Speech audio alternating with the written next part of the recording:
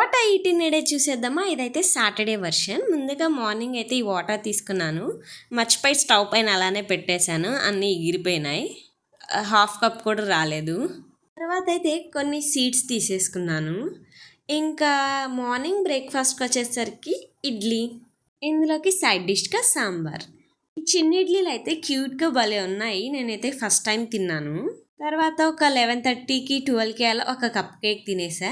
Afternoon ఒక 1:30 2కి అలా అయితే లంచ్లోకి ఇలా మిల్లెట్ సంగటి, ఎగ్ ఫ్రై, అలానే పులిహోర.